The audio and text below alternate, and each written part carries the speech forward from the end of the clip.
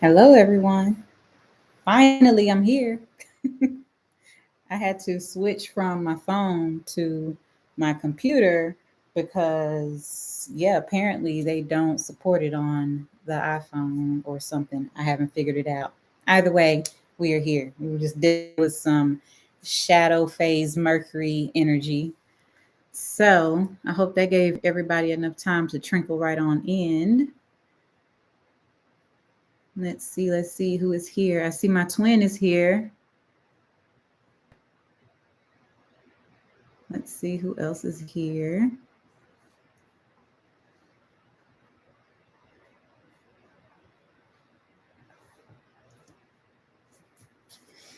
All right.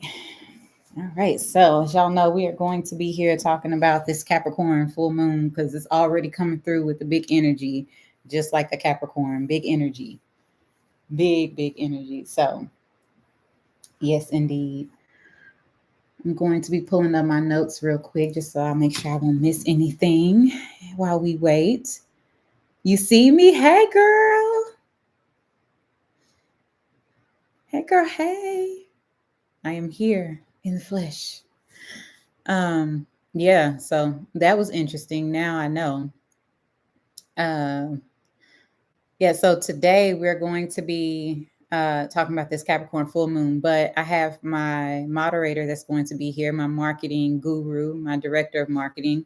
Her name is Renata. So if you see someone responding to your questions or your comments, that is Renata. We love and respect Renata in this space. So it's not a troll, y'all. We don't do trolling. It's Renata. She's helping me out. All right. Y'all see her right there. She say, Nada, that's me. That's her. Okay. So here we are. All right. So I guess we can go ahead and get on with the program. We got 4 people here, so we'll just get right on started. Look, we're gonna start and give the information whether it's 1, 2, 3, or 4 people. It could be 400, don't matter. All right. So first and foremost, hey y'all, I'm Jasmeen, the owner of House of Chiron, Astrology and Reiki, and I make the language of astrology digestible for all of y'all. Y'all know I had to put my hook line in there. All right, so we are going to be talking about this Capricorn full moon. So let me just go ahead and get comfortable because we're going to be diving into it. And since I'm on my computer, I can actually show y'all the energy. So show y'all the entire chart. We can go through the chart and dissect the chart. We can do all the things. So y'all have me for about a good hour and some change. So make sure you have your questions on deck and write them down, put them in the chat, whatever. We're going to be trying to answer them as we go, but we'll also have like a Q&A at the end. Okay.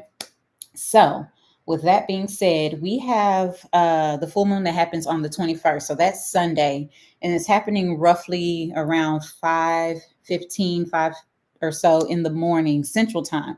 So that would be about 6 a.m. Eastern and about 3 a.m. Pacific time. So it should happen when we're all sleeping or when we're just now waking up.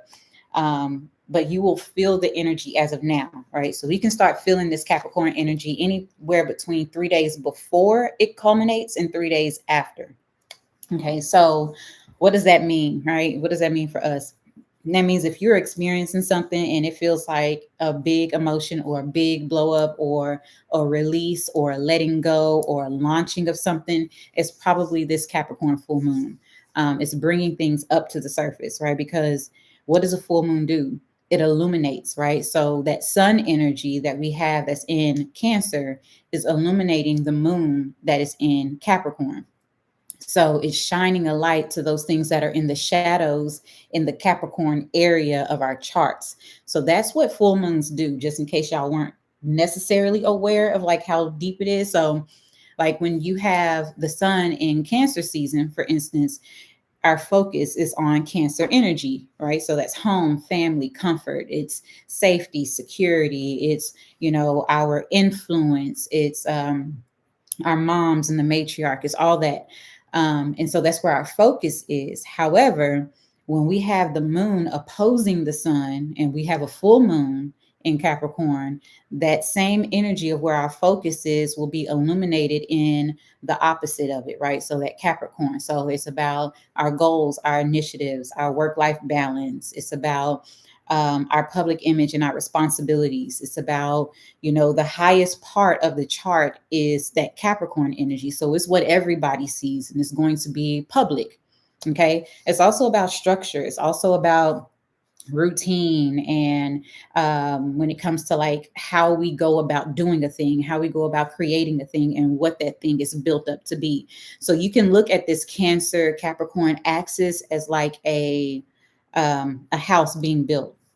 So the Cancer energy is the foundation, right? You build the foundation, you make sure it's sturdy, you make sure there's no cracks, you make sure there's no water in your cement, right? When they're building your foundation of your home. I don't know if if y'all are homeowners or have ever built your house from the ground. You got to make sure that they're not basically putting water in your cement when it comes to like your foundation, right? So that's what this Cancer energy is. You're making sure that everything is solid, right? You're building it from the ground up. Now, that Capricorn energy is the bones, right? It's the bones. It's the foundation, that is not the foundation. It's what's built on top of the foundation, right? So it is the wood. It is the framing. It is everything that happens thereafter. So that's what this Capricorn energy is all about. It's about what have you built, right? Where are you planning to go with what you have built? What are you planning to do with what you have built? And with recognizing what you have created, what needs to be let go and what needs to be accepted and what needs to be public, put out to the forefront. Okay. So that's just kind of like a brief summary of what this is. So I'm kind of going to go through my notes so you can understand on a deeper level. Then we'll get into the zodiacs, and what this means for y'all, because I know that's the part y'all waiting on. Okay. So before we move on, y'all have any quick questions or any comments y'all have? Go ahead and put them in the chat, and Renata will make a comment back to y'all. And real quick, put in the chat, where are y'all from? Where are y'all at? Where are y'all listening from? I want to know. Y'all know I'm in the Austin, Texas area. So I'm in Texas. I don't know if you can hear my accent. So where are y'all from? Where are y'all from? Twin, where are you? Savannah, Georgia. Hello from Savannah, Georgia. London, hey. I made it across seas. Look at me. Hey, Darlene. That is my friend. Hey, Chanel. That is my boo. She's from Houston. Jersey. Hey, welcome, y'all. Vegas. Hello, hello. Thank y'all. Y'all just lit up my entire day. Thank y'all so much. All right. So, with that being said, let's talk about diving into this. All right. So, some insight about this Capricorn energy. Okay. So, it's definitely going to be highlighting our achievements and our long-term goals. So, this is about, a lot of people are going to be having things that are associated with like their career, but also we have to dig deeper, right? So that's just surface level, your career, your ambitions, your goals in life. But on a deeper level, Capricorn is ruled by Saturn. So this is about karma. Also, it's about reaping what you have sown, right? Getting the fruits of the labor that you have done, right? Saturn, what is Saturn about? Saturn is all about discipline and order and structure. Saturn is about making sure that you do the work, and you're able to receive those benefits.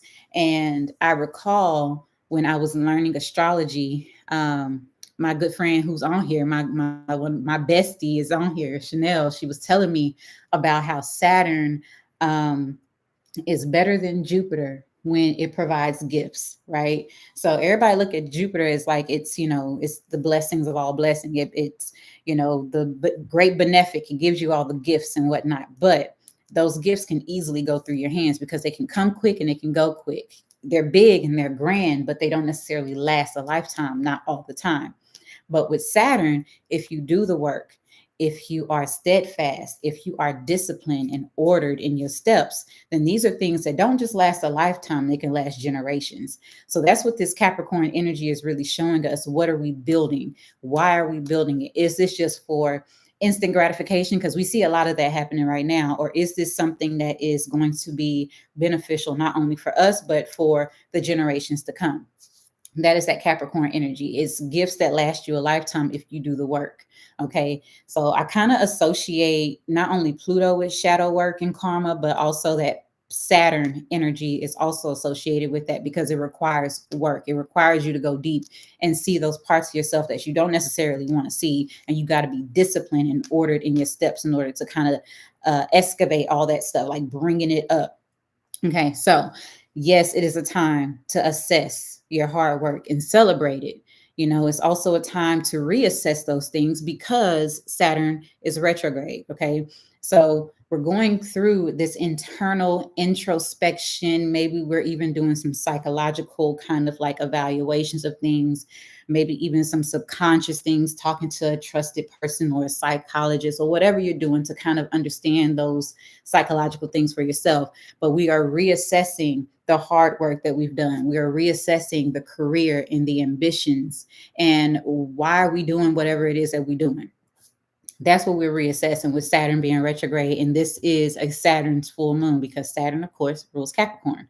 Okay, so that Capricorn influence is really bringing that focus to discipline, but also responsibility, right? Responsibility and practicality. Are we doing things in a practical approach, right? Although Saturn is in Pisces, you know, it's about bringing your dreams into reality, making these things that you can dream and envision, making them tangible, but in a practical way. It's teaching us how to ground that Piscean energy. So when we have this full moon that's in Capricorn, it is urging us to reevaluate that progress, making the necessary adjustments that is not in grounded energy, that is not practical, that is not allowing us to be responsible in releasing those things, right? Making those adjustments to our plan so that way we can have it concrete, like that foundation, that Cancer energy, okay? So, oh, we got Jordan here. Hey, Dr. Jordan is here from Houston, y'all. So welcome in, girl. That is another one of my besties. All right, so here we are. All right, now moving forward, this full moon, like I said, is not only shedding a light on our responsibilities and our ambitions, but also, like I mentioned, on the surface level, it's our professional life. So we might see a couple of things in our professional lives. There could be some topics or some themes coming up to the surface where it's like, okay, is this what I really want to do in my career? Or is this the direction that I really want to go? Or have I been disciplined? Or you may have gotten an offer to, you know, elevate your positioning. These things are all coming into play, especially like what you are contributing societally, like what you are giving to society, what you are giving to your community. And when I say community, it doesn't necessarily mean like in your environment, like your neighborhood, but it's like your community, who it is that you vibe with, your tribe, like us here, we're a community. What are we doing to make sure that our community is better? And so it's really encouraging us to take like a more practical and pragmatic approach to our aspirations and not necessarily be in the clouds, like in that Pisces energy, can get stuck in the clouds, can get stuck in the big ideas of things and not necessarily bring them down to the surface. Okay. So with that being said, individually and collective influence, that might be different. So on an individual level, this is going to be happening in everybody's chart very differently, especially considering that we have the houses, right? So we have 12 houses that it could be in depending on your chart. But then also you may or may not have planets within those houses, within that Capricorn house of your chart. So it could be making several different aspects to your individual chart, or it could be making no aspects to your chart, just sitting in the house doing whatever it's doing. And so that's one aspect of things that we have to kind of navigate, that it's affecting us individually, but then collectively, this is influencing us, right? So with the full moon being here and collectively influencing everyone in its own way, we see the things happening when it comes to government, because that's a Capricorn Sagittarian theme, right? We see what's happening with the government. We see what's happening with this presidency. We see everybody got their opinions. Everybody has their ideas, so on and so forth. I don't really get into the politics of things, but we see it. Okay. We see what's happening. We see the possibilities of things that could actually transpire later on down the road, right? Because election time is what, November? That is nearing Capricorn season. That's what I will say. So at the time that we actually have a president, they come in to office in early January. So that's typically how it happens, where they get elected. So we know that they're going to be president sometime in November, right? And so then in January, they actually take office. And so in Capricorn season is when they typically take office. So we can see the culmination of what's happening, or the new beginning of what's happening from what's transpiring right now, that's going to kind of manifest around that time. So just kind of keep that in the back of your mind. Okay. So I love you too, Jordan. So with that being said, we also have like these big structures and these big ideas and all these big things that's happening when it comes to work. Like the economy is trash. We have, issues happening with the job and the workforce. We see a lot of people having issues when it comes to being able to get a job or what it is that they want to do. We see a lot of like this grand exit energy that's happening when it comes to the work that we're trying to do or that we want to do. People are not looking to work for anyone else. Okay, so more than likely, or more than anything, we see that people are trying to do their own thing and take their own approach when it comes to work and when it comes to what they really desire to do, right? They're taking their life into their own hands, and they are putting their big ideas in a very practical way into action. Okay. So kind of keep that in mind. And I'm sure some of you all can kind of like resonate with that. I know for sure I can, when it comes to like working and just like how the quote unquote society has been, those norms that we are used to are kind of like exiting and they're leaving. Okay. They're going their own separate way. Okay, so with that being said, do we have any questions right now? Renata, how's everybody doing? Super nervous. I have 4 Capricorn placements. Don't be nervous. Look, that's what I always tell people. Don't be nervous. It's nothing to fear. There's only things to really just like accept and get ahead of it. Look, you already ahead of the game because you already here trying to get an understanding and a handle on this energy. Okay, so you good. Okay, don't even worry about it. So with that being said, any other questions? Any other questions? Any other questions? Hello, Robin from Los Angeles. Hello, hello. All right.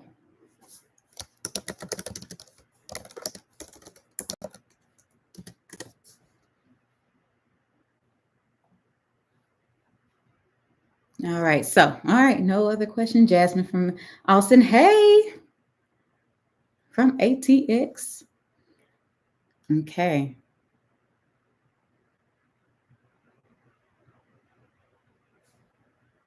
All right. So I'm going to keep on going. We don't have any other questions. All right. All right.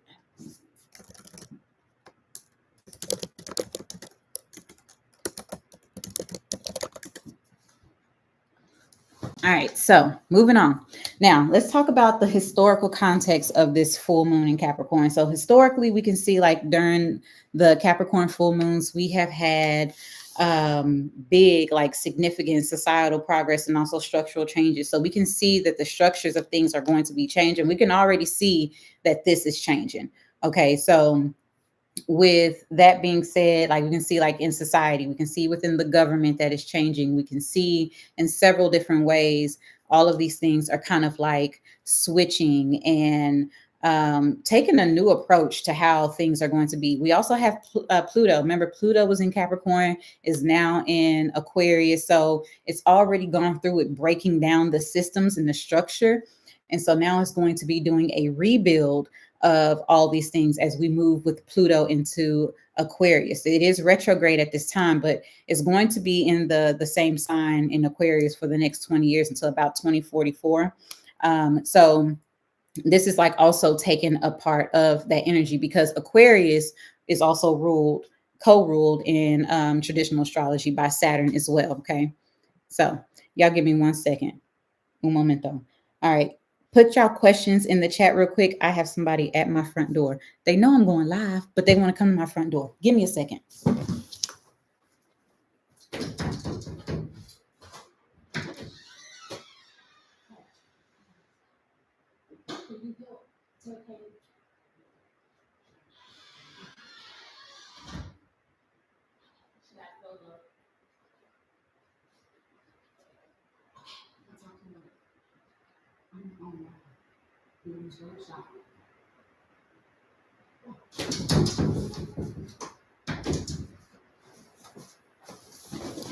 Thank y'all for being patient.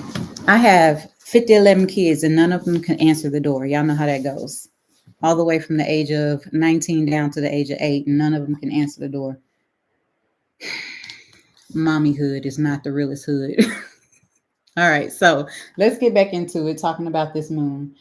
And we are about to go into feeling great. Your Cap rising. Pluto just moved out of my first house, so you ready for whatever? Look, I feel you. What was that like, twin? So if y'all don't know, this is my twins, my Gemini twin brother. Not in real life, not biologically, but we have already claimed that we're twins. Yeah, I mean 11 kids. Seriously, my friends can tell you, it's a Brady bunch over here. So how was that for you, going with Capricorn, with Pluto being in Capricorn in your first house? So now you have this heavy, because you are ruled by Saturn, right? With having a Capricorn rising. And so whenever something happens with Saturn or we have Capricorn energy, it affects you. So what kind of emotions or feelings or things are transpiring that you feel comfortable with sharing?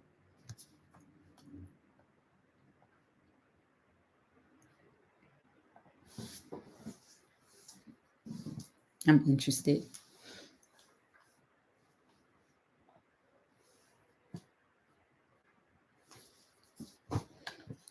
And I know this thing is delayed, so I'll just keep talking. How does it apply to Libra rising? Oh, I'm going to get into that next. That's the next part. I'm trying to save y'all for the best part. I saved that for the last part. Okay. I'm going to go through all 12 signs and tell y'all what this means for each one of y'all. I'm going to start with Aries and work my way all the way through to Pisces. Okay. Yes, I'm going to give you all the details. All right. So with that being said, let's just move on. Let's move on.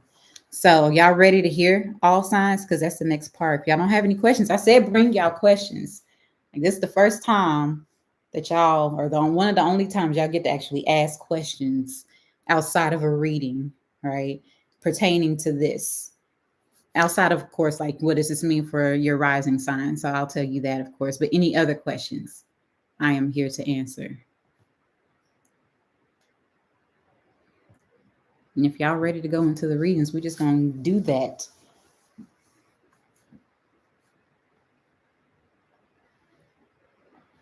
All right, I'm going to the reading. So let's just keep it going then. Y'all want to get straight to the nitty gritty. So let's start off with Aries, sun, moon, and rising. So when we get into the readings, this is what I want y'all to do. It's kind of like what I tell everybody, even in my regular videos. Make sure you listen for your big three. Okay. If you don't know your big three, you can find that on one of these free websites that give you your astrology information. So you would need your date of birth, where you were born, like the actual city and state, and you would need the exact time that you were born, okay, in order to get all that information, which is your birth chart. So your big three is considered your sun, your moon, and your rising. So this is for my people who don't know. I'm going to teach y'all from the very basics. So your sun, your moon, and your rising. So you want to listen to all three because they all represent something different. Okay, so your sun is going to be more so like a secondary focus, because that has a lot to do with like your focus, your goals, maybe authority figures, maybe your career, things like that. Last, it will be like your moon, because that's more subjective. So your moon reading is more like internal. It's more subjective. It's more about your emotional space, because the moon represents how we respond emotionally to outside stimuli, right? So whatever happens to us in the environment is how we respond emotionally. And so that also can represent your home life, your family life, your current living situation. So you would listen to your moon, that would be more so last, and it also probably would relate more to women than it would to like the masculine energies, right? So that would be your moon energy. Now, the one that's most accurate is your rising. So that's your ascendant. We use those terms interchangeably, they mean the same thing. So that would be most accurate because of how the house system works. So based on your rising, that is mostly when you're using whole sign. That's what I use for these general readings. Whole sign astrology, that rising sign is in your first house. So it kind of gives you the understanding and the mapping of where this energy is happening throughout all 12 signs. So you have all 12 houses and you have a sign in each house. So people say, oh, I don't have Capricorn in my chart. Yes, you do. You may not have any planets there, but you have Capricorn somewhere in one of these houses. So your rising is going to tell you exactly what area of life this particular energy is happening in. So in order, you will listen first and primary for your rising and or ascendant, right? Same thing. Secondary will be your sun. Last but not least will be your moon for those reasons. All right. So now let's just dive right on in to the readings, predictions for all 12 zodiac signs. And mind you, one more thing about this moon is happening at 29 degrees. So it's the anaretic degree. So this is about a culmination. It's about an ending. It's about wrapping up something finally, last, foremost. And it's the second Capricorn moon, full moon that we've had. So we had one last month and we're having another one. The first one that we had was at 1 degree. So it was about initiating something. This is about a start. And now this one is about, let's wrap this thing up. All right, let's get it going. Okay. So with that being said, let's dive right on in. Did I see a question come through? Jordan said, I have Venus, Saturn, Uranus, Neptune, and Cap.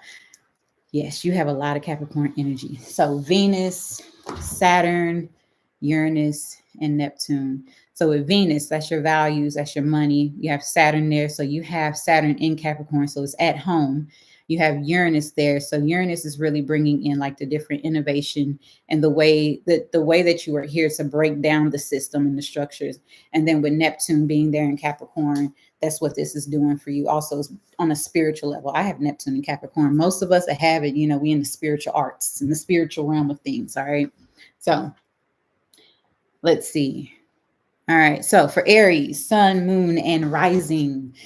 This is happening in your 10th house, Aries. So this has a lot to do with your career. So when I was talking about how on the surface level, a lot of us are going to be seeing big changes and big themes when it comes to our career and when it comes to our responsibilities to the world and those things, we are going to be seeing those changes. But particularly for Aries, sun, moon, and rising, y'all are definitely going to be seeing big changes and big themes associated with your career, your achievements, and your long-term goals. So this full moon is going to be making a trine to Mars that's in Gemini. Okay. So with that being said, this energy is really like, it's energizing, I guess you can say, amplifying your professional communication, right? So it's also going to be making a trine to Uranus that's in Taurus. So with that being said, this is going to be bringing like the innovative ideas. So you're going to be having a lot of ideas and communication, maybe planning, maybe changes and things that are happening to you when it is pertaining to your career, when it pertains to your long-term goals and the things that you're trying to achieve. Now, also with that Uranus energy is showing you innovative ways to do it, right? It's also showing you the ways that you can kind of like create some sense of freedom or liberation within the work that you're trying to do. There may be some unexpected changes and some unexpected like windfalls or revelations that come, maybe even someone that is different that has like a sense of experience that you don't have that's going to be bringing some ideas or some opportunities to you during this time about your career or how you can approach your career in the future. Now, also this moon is going to be sextile Neptune that's retrograde in Pisces as well. And so this is really encouraging Aries, Sun, Moon, and Rising to trust their intuition. And that conjunction that it's having to Pluto is an out of sign conjunction, which means that the moon is at the last degree in Capricorn, but Pluto is right now at 0 degrees Aquarius. So it is conjunct by degree, right? But it's out of sign. So they're only 1 degree apart. So with Pluto being retrograde, it's about going inward. It's about reevaluating things. And also it could bring forth other ideas, right? Because Pluto is also that psyche energy. It's also secrets and things of that nature. So with Pluto being in Aquarius and this conjunctus is really going to be pushing you to transform your public image. You might be pushed and forced into a position of authority or to a position of leadership, or you might find a different way. Once this kind of like takes its turn and Pluto goes back direct, you might see that you are more empowered because of the innovative changes and the ideas and the direction that you're going in. Okay. So now, on an individual level, like I was saying, this could be happening different based on what's happening in your chart. So, like for instance, Jordan shared that she has, this stellium in Capricorn. So it could be affecting her money. It could be affecting her spirituality. It could be affecting her level of discipline. It could be coming up with things from like her family, karma, so on and so forth. So there could be other things that are coming up in Revelation based on what's individually happening in your chart. But overall, this is a time for Aries, Sun, Moon, and Rising to really celebrate their career, their accomplishments, and assess, or more so reassess, because like I said, Saturn is retrograde. Reassess your professional goals, right? Be open to new ideas. Be open to innovative approaches to doing things. Like step out of the norm. Release what you thought was the way to go, because you're being invited and you're being guided to create a path that is completely different, okay?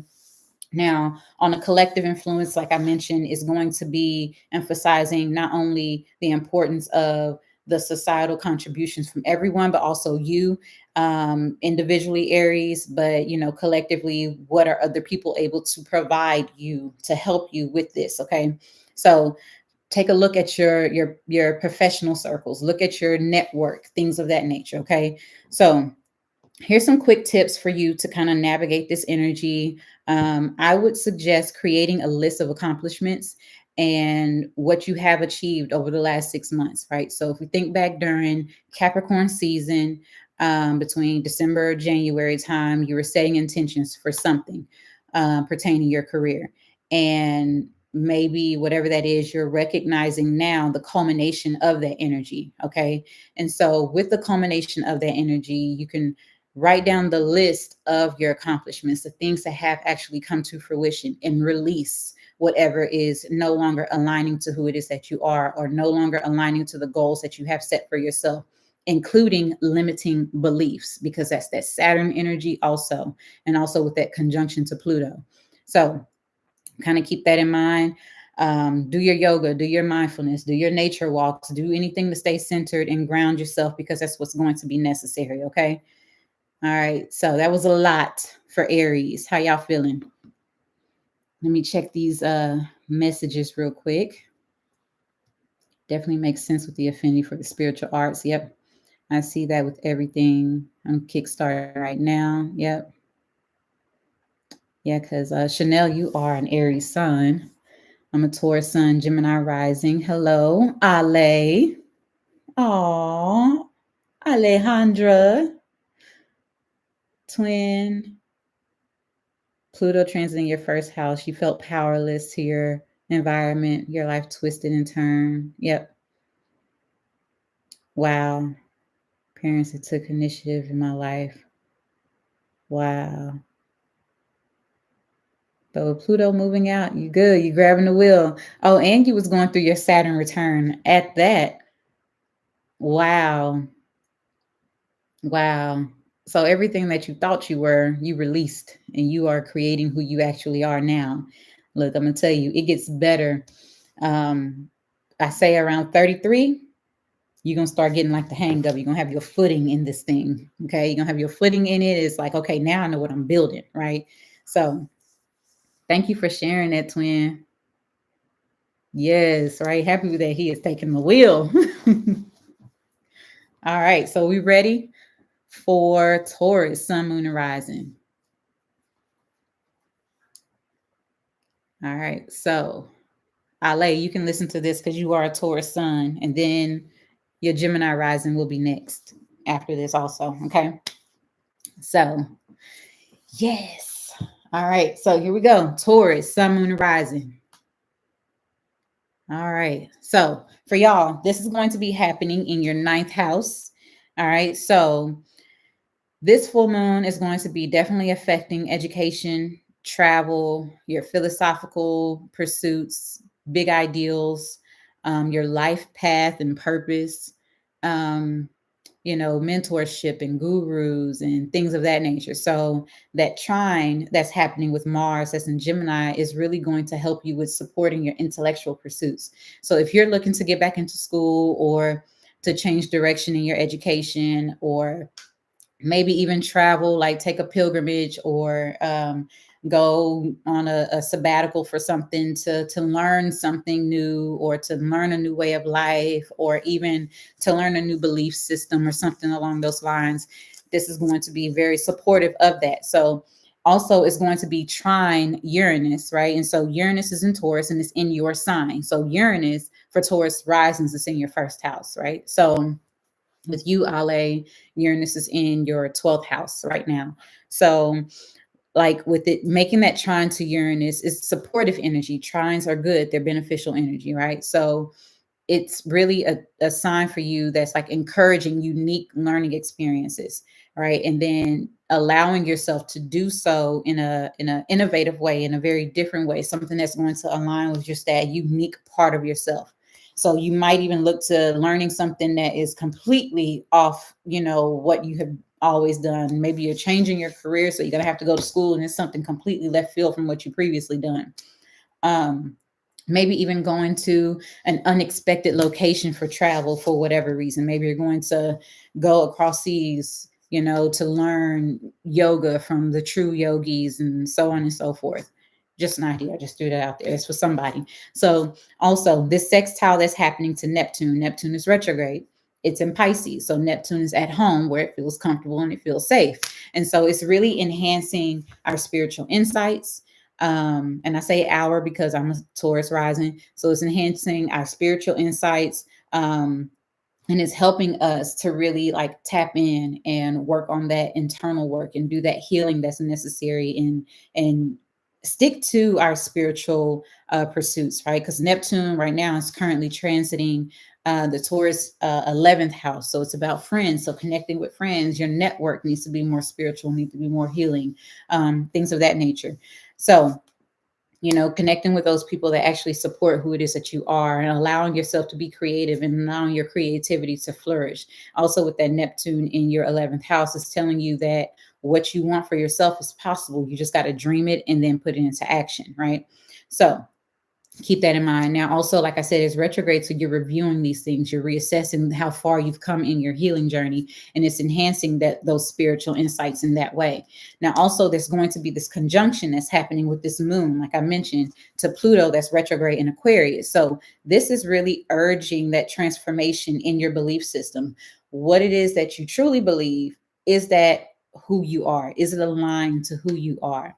Is it going to help you to get to where you're trying to go? Because truly what we believe can get us, wherever we're desiring to go, but it also can hold us back. Our beliefs can be one of the main things that create blockages and stagnation in our life. So it's really checking in with your belief system and making sure that it's in alignment with who it is that you are. Now, also on like an individual influential level, I guess you can say, this is reflecting your educational and your travel accomplishments, right? So how far have you come in your education experience? As y'all know, I'm in my program, my graduate program, and I got some stuff happening. I ain't even said nothing about it. They're trying to hold me back another semester, but we ain't gonna let it happen. Either way, it's neither here nor there. So you're just kind of like recognizing how far you've come in your education, how far you've come in your beliefs, whether it's, expanding on those beliefs or deconstructing certain beliefs. You're unlearning to relearn things. If you are traveling, you just kind of recognizing how much traveling you've had and how much, you're actually accomplishing with that and what you're learning in those travel pursuits. Maybe even when it comes to your actual life purpose, you're understanding what it is that you truly want to do, how you truly want your life to look, and then you're aligning everything that you do to that. Now, also, this could indicate that it's time to set new goals, right? Because now you've accomplished things. Now what? What's next, right? Setting new goals. So embracing the unconventional ways that you can learn new opportunities and expand on these things. Okay. Now, like I was talking about collectively, what this is doing for everyone, but also it's about the things that you're learning. Where else do you see it outside of your own lived experience? Do you see what you are learning? Is it being expressed in society in any way? Do you see any cultural exchanges that are different? So you may even experience something over this weekend where you are, connecting or meeting with people from a different culture, and it expands your point of view, or it really changes your mind, or it alters your beliefs about a certain thing or whatever. So just kind of engaging in things like that. So it could be as mundane as that, or it could be as big as you're going to now embrace a completely different culture or a completely different belief system, or you're traveling abroad and you're going to live, in another culture for X amount of time. Like it could be as big as that too. Okay. So, just some real quick tips for Taurus to navigate this full moon in Capricorn. List your achievements, just like everyone else, when it comes to travel, education, your life path, how far you've come in your overall goals that you want for your life, and release those outdated beliefs that are holding you back. Just like anyone else, I'm going to tell all y'all that. Release the outdated beliefs that's holding you back, that's creating that stagnation. Also, just embrace creativity and expanding in your learning endeavors. Be open to learn something in an innovative way. It does not have to be in a structured kind of facility. Like you don't have to learn something just from higher education. You can learn something just by living life, right? So just kind of take that into play. And then just to remain grounded, I would definitely say ground yourself in nature, but also ground yourself in new knowledge. That's going to serve you along the way. Be intentional about learning something new. Okay. Expand your mind. All right. So that was for Taurus, Sun, Moon, and Rising. How are we doing so far? Let's see. How are we doing so far? Taurus Rising, Angela Banks, that was for you. Taurus Moon, Jordan, that was for you. Yes. Yep, it's coming, Jordan. All right. So Capricorn Moon, Gemini Sun, Scorpio Rising, Chanel. Oh, we got two Chanels in the building. Look at that. All right. So we're going to move on to Gemini, Sun, Moon, and Rising. All right. So for Gemini, this is happening in your 8th house. All right. So this house, I like to call this a loaded house because this house represents so many different things. Not only is it, what everyone knows, it's like the house of quote unquote death or whatever, but it's also about rebirth. It's about not necessarily like literal death. Yeah, it can be, but it's about dying to thyself, right? It's like letting the old go so that way the new can be regenerated. It's about old structures and things like being able to die away and be released, right? Because the 8th house is traditionally ruled by Pluto, right? And so Pluto is also the ruler of things that are toxic. So some toxicity might come up to the surface during this time because, like I said, full moons illuminate things. So there might be some toxicity that comes up. And 8th house represents resources, right? It could be within like where you are gaining your resources. It could be loans. It could be taxes. It could be debts. It could be, past life things, or it could be family situations, right? So all of that could be coming up to the surface where you are recognizing the toxicity in certain situations in your life, like where you get your money, because that's resources, or any other resource. It doesn't necessarily have to be monetary, but all of these things. And debts don't necessarily have to be actual debt that you owe, the government, or owe money to. It could be a karmic debt, things that are, from your generation or your experience in life or past life things. It could be a karmic debt that you are releasing during this time, right? The eighth house is a lot to do with transformation, resources, deep emotional bonds. It is the house that represents when people come into union, right? Yeah, the seventh house is about marriage, but this is about a deep emotional bond, union wise, on a spiritual level. So also keep in mind that this moon this is going to be trining Mars, right? So Mars is in Gemini and it's in your first house. So this is about you taking initiative to do something, to make this change, right? And so it also could indicate that something that you've previously done during during Capricorn season, something that you did then, you're going to be recognizing the outcome of those actions that you took, and being able to say, okay, I'm glad I did that, or okay, that worked, but this didn't work. So let me try and make some adjustments, because that's what this is about. Right. So that trine to Mars is in your first house, is energizing you not only to recognize those things, but also to drive yourself for personal transformation, right? Because it's in that first house. Like, okay, I want to change. You could be really taking like your health into play, maybe picking up a new regimen, maybe you're working out, or maybe you have a new diet or something, or you could literally be transforming your body, because the first house, with Mars being in your first house, you could be transforming your body in every way or any kind of way. Okay. So also with that personal transformation, you have that trine that's happening to Uranus and this moon, right? Uranus is in Taurus, and that is bringing unexpected financial opportunities. So maybe some of y'all are getting a job offer. Maybe some of y'all Gemini rising people are going to be finding your resources in a different way. Maybe you're going to start a little side gig. It's going to be bringing you some more money. Not quite sure. I'm a Gemini sun, so I'm here for that.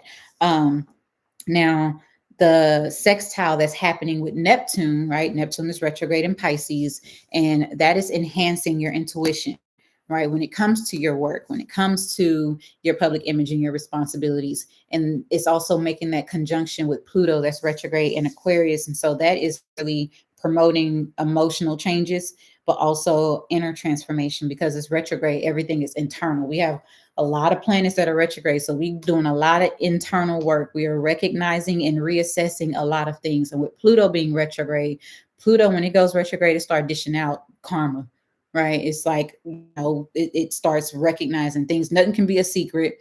You start seeing things, and especially when Pluto and Saturn are both retrograde at the same time, it's like things come to the surface. This is why it's like this season of exposure that's happening right now. It's because of all this energy with Pluto and Saturn also. Okay. So that's what you could be recognizing, things coming up to the surface. You're recognizing like, okay, I see the toxicity. I see the changes that need to be made. I see the adjustments that need to be made in my life, or with my family, or with myself, or whatever the situation might be. And you are being supported with this energy to make those emotional changes, right? And it's so profound that it's going to change how you see yourself and also how others see you. So now it's important that Gemini celebrates their personal growth as well as their financial accomplishments, right? So you might be getting a payout, you might be getting a new job, or you might be starting a new side gig, and it's going to actually help you and support you with whatever it is that you're trying to do. But even though you have that, it's like, yes, celebrate it, gratitude, set your intentions for further transformation, not only financially.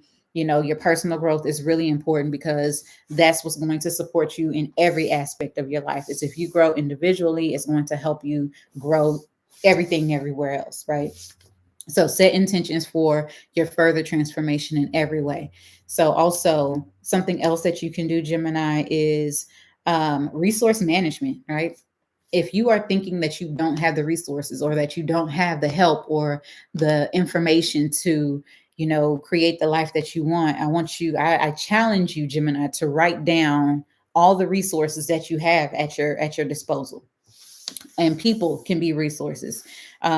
Resources aren't just monetary, right? So write all those things down, list them, and then actually take action on engaging into those things and allow that transformation to happen, because you'll see a transformative experience over the next 6 months or so. Okay. Now, also just some tips for this. A gratitude list about your transformative experiences, about what you've done to change yourself, how you show up, changing, or releasing emotional baggage. That's something. Also, grounding practices to stay balanced during this is just, tapping in, doing deep belly breathing, checking in with yourself, checking in to see how you're feeling about a thing, trusting yourself also. And then when you see something, believe it. Trust yourself when it comes to that. Believe it and then act on it. Okay. So that's for Gemini, Sun, Moon, and Rising. How y'all doing out there? All right, Gemini Rising, Gemini Moon, Gemini. Yep, Gemini Moon. Marquita. Hey, Marquita. Thank you for joining. All right. So YouTube is out of order for this, and they just what while I was talking? I can't see it because I had this heart over what you're saying. Oh, they ran an ad while I was talking. That's okay. That's how I get paid. So we're gonna approve the ads. It's okay. It's okay. All right. So let's keep it moving. Let's keep it moving. We are moving on to Cancer, Sun, Moon, and Rising. Okay. All right. So with Cancer, Sun, Moon, and Rising, let's see. She said you want to jump on them. All right, Jordan. All right. This is happening. This Capricorn full moon is happening in your 7th house, Cancer. So this has a lot to do with your commitments. This has a lot to do with your agreements and your relationships, your partnerships. So let me break down what I mean by that. Now, I don't necessarily mean that everybody that's a Cancer rising is getting married. I'm not saying that. It's possible, but I'm not saying that. What I'm saying is agreements. They could be soul agreements that you've made. They could be verbal agreements that you made with people. They could be actual agreements that you've signed, documentation, contracts, that 7th house energy. Partnerships. They don't necessarily have to be intimate partnerships. They can also be business partnerships. They could be friendships, right? The 7th house is the house that rules your best friend. All right. So that's where your best friend energy is. Okay. So, but it's also the house that rules your enemy too. So there's that, putting it out there. So with this energy here being in your 7th house, it emphasizes the partnerships, the agreements, the contracts, the relationships that you have in your life. Now, some of y'all might be getting married during this time. Congratulations. Starting new relationships, all those good things. And with that trine to Mars is in Gemini, is supporting the dynamic communication that's necessary in good relationships, right? Good relationships, whatever good is for you, because that word is different for everybody, right? So it's really supporting that energy. So you might have communications that come up that help you with your relationship. Some people might be getting proposed to during this time, or some people might actually meet or have some type of communication or start the talking phase in a relationship or whatever, courting, whatever. So keep that in mind. Now, it's also trying to Uranus that's in Taurus. And so this is bringing unexpected changes in those partnerships, right? Uranus and Taurus, it brings all the unexpected everything, right? It's shocks and surprises. It's innovative. It's also very liberating. So with Uranus being in Taurus, and it's making that trine to this moon, your partnerships might take a different approach to things. Or if you're getting in a new partnership right now, it's going to be like a very different, unconventional type of relationship, but it's going to be one that supports who it is that you are, right? So it has nothing to do with the way society says that it should look like. It's going to be the way that you need it to look like for you. All right. Now, there's also a sextile to Neptune that's retrograde in Pisces. And so with that sextile to Neptune is retrograde, it's internal, it's about spiritual healing. So this could also be relationships, whether it's intimate, platonic, friendships, business, whatever they are. They could be relationships that support your not only emotional well-being, but your spiritual and your healing, right? So it could be supporting you in that way. It could also be enhancing your empathy and your understanding of one another, of different people. All right. So then we have that conjunction that's happening with Pluto that's retrograde in Aquarius. And so that's also encouraging deep transformation when it comes to like our emotions and how we relate to other people. So this is going to have like a big impact for Cancer rising, Sun, Moon, and rising, particularly when it comes to not only your relationships, but just the agreements that you make with people, because it's all about that interpersonal connection. And it could be communication. So you could be communicating an agreement at this time. You could be signing a new agreement or document or contract, things of that nature. So just kind of keep those things in mind. Now, what you should be doing, Cancer, during this time is celebrating your milestones, whether it's business milestones, friendship milestones, reassessing your partnerships. Those things should be happening at this time. Be very open to innovative and dynamic relationships, okay? Because these things could be changing your life. It could definitely change your outlook of what relationships look like, okay? What agreements that you're making, and what contracts that you're actually wanting to get into, whether it's in business or with other people or in intimate relationships. Okay. So it's important that with this energy that, we promote the collective efforts to harmonious partnerships. Recognize where you are seeing harmonious partnerships in your life. Recognize how you want that harmonious partnership, whether it's business or intimate or whatever, how you want that to look for yourself. Okay. List your relationship achievements and release those limiting beliefs that you have around relationships, those things that hold you back from experiencing a relationship, a business partnership, a friendship that truly aligns to your soul expression of who it is that you are. Embrace the creativity and the expansion of what partnerships can look like, regardless of what type of partnership it is. And, that's how you ground yourself in maintaining harmonious relationships with people. That interpersonal connection is really important. It's all about relating, and that's what's here for you, Cancer, Sun, Moon, and Rising. Okay. All right. So moving on. We're going to move on to Leo. Speaking of Leo, my mama, who's Leo, just tried to call me. I had to send her the voicemail. I'll call her back. All right. So how are y'all doing before I move on to Leo? Oh, makes me think of Chiron. I forgot he's a Cancer rising. Just making new acquaintances. Seems he's off to a good start with his political world interests. I can see that. I can definitely see that. Okay. I forgot Chiron was a Cancer rising. Tim is a Cancer rising also. Tim is my son, y'all. And he has been hanging out with his friends more and actually like creating what he wants to do. He's a Cancer rising, but he has Leo in his first house. So we're about to get into Leo, and that has a lot to do with sixth house energy, his daily routines, he's been working out. He's trying to bulk up, y'all. He's about to be 19 next week. Okay. Yes, I have a 19-year-old who thought that was a good idea. All right, let's get into Leo. All right. So Leo, Sun, Moon, and Rising. This is happening in your sixth house. Okay. Here we go, Chanel. This is for you. All right. So Leo, Sun, Moon, and Rising. So this is the sixth house. Sixth house is about health. It's about your daily routines. It's acts of service. It is the work that you do. It is trying to Mars, that's in Gemini, right? And Gemini is currently in your 11th house. So this is all about like energizing your daily activities and connecting with your friends and communicating what your goals are and getting those things in order, creating a plan and making sure that all those things align to your daily routines and your activities. Now, also, is making a trine to Uranus and Taurus. Now that is in your 10th house. And that's a lot to do with like encouraging the innovative approaches, not only to your health, but to your career, right? What it is that you want to do overall in your life.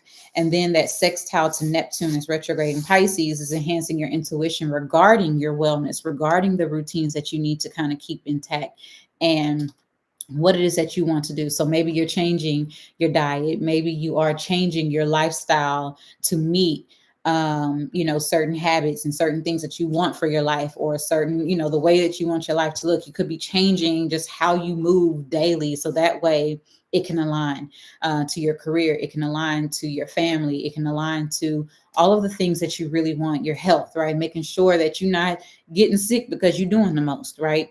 Making those things, making sure that your daily routines are intact, making sure that you're doing what you need to do, so that way you can get the things that you need to get done completed. Okay, so also that conjunction with Pluto that's retrograde in Aquarius, so that's in your seventh house. And so with Pluto retrograde in Aquarius, this is really transforming not only your interactions with like interpersonal relationships, but it has a lot to do with your daily routines in regarding to your interpersonal relationships and routines. It has a lot to do with the work.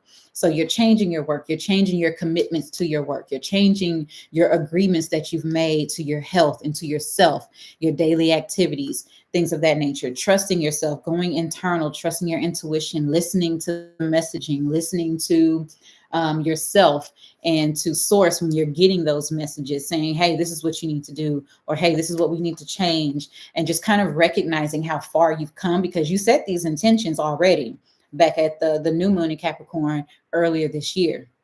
Now, 6 months later, here we are at this full moon, right? And you're like, okay, I need to let something go for good. I really need to be disciplined. I really need to be ordered when it comes to how I'm trying to do these things, or what goals I'm trying to create or achieve, whether it's wellness goals, health goals, work goals, whatever they are.